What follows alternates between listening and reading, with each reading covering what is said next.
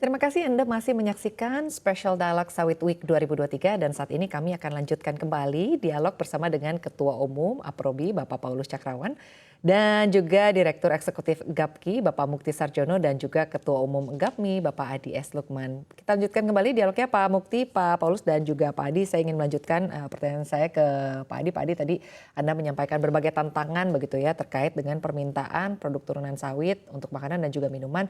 Tapi Anda sendiri melihatnya untuk peluangnya akan seperti apa dan juga harapannya kalau dari GAPMI sendiri seperti apa Pak Adi?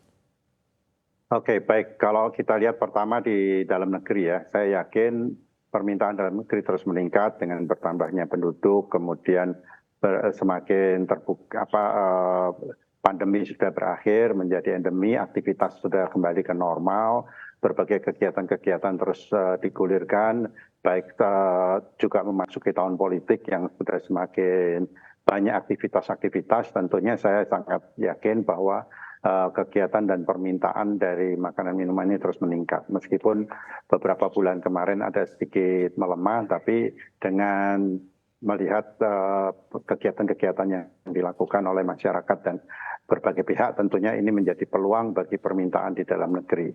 Di samping itu, tadi saya sudah katakan untuk ekspor, meskipun tidak sebaik pertumbuhan tahun lalu, tapi saya yakin tetap bisa meningkat. Dan kita terus mengejar emerging market, baik itu untuk Timur Tengah, Afrika, kemudian China, India, ini juga kita terus kejar karena ternyata ekonomi dan permintaan dari negara tersebut semakin baik dan semakin tumbuh dengan cukup pesat.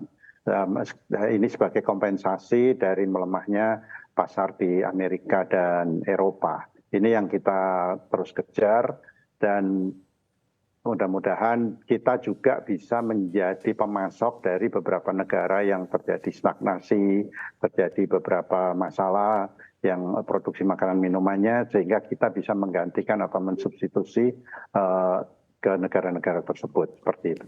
Baik, artinya menciptakan pasar baru begitu ya Pak, singkatnya Pak Adi. Lalu saya ingin ke Pak Paulus. Pak Paulus, bagaimana artinya upaya yang dilakukan oleh Aprobi untuk bisa meningkatkan daya saing biodiesel begitu ya agar semakin diminati dan juga mungkin teknologi seperti apa nanti ke depan yang mungkin akan dibangun untuk bisa membuat biodiesel ini lebih menarik lagi, lebih baik lagi secara kualitas. Singkat saja Pak Paulus. Ya, Mbak Cinta, tes yang kita sudah jalankan, tes performance, tes jalan itu sampai B40.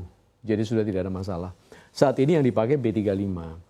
Jadi nanti kita tinggal menunggu kapan situasi yang tepat, tentunya dengan berbagai macam pertimbangan, termasuk tadi stok sawit dan lain-lain secara ekonomi untuk meningkat ke B40. Itu kita sudah siap. Nah yang kedua juga tadi saya katakan ada mengembangkan bensin sawit. Dan ini juga harapan kami itu bisa dikembangkan, kalau ini bisa jalan akan baik. Dan juga bioaftur, pengembangannya juga sekarang sedang dijalankan. Dan tes nanti rencananya Agustus ya, kalau nanti semuanya lancar bisa memakai pesawat Garuda. Kalau ini bisa berjalan, itu juga akan memanfaatkan semua produk dari hilir tadi ya, hilir. Jadi seperti itu. Nah untuk ekspor memang kita banyak ada hambatan, yaitu hambatan utama kita adalah tuduhan subsidi dari Eropa dan kami siap sekarang untuk mengadukan ini ke WTO. Itu sih. Baik, terima kasih Pak Paulus untuk penjelasannya. Lalu saya ingin ke Pak Mukti. Pak Mukti, singkat saja terakhir, harapan apa saja dari para pelaku usaha terkait dengan berbagai kebijakan yang diberikan oleh pemerintah begitu ya untuk produk CPO dan juga turunannya. Seperti apa dari pengusaha sendiri berharap? Ya, makasih Mbak Cinta. Kami kalau dari pelaku usaha tentunya ingin bahwa iklim usaha itu benar-benar kondusif untuk keberlanjutan usaha di bidang kelapa sawit ya.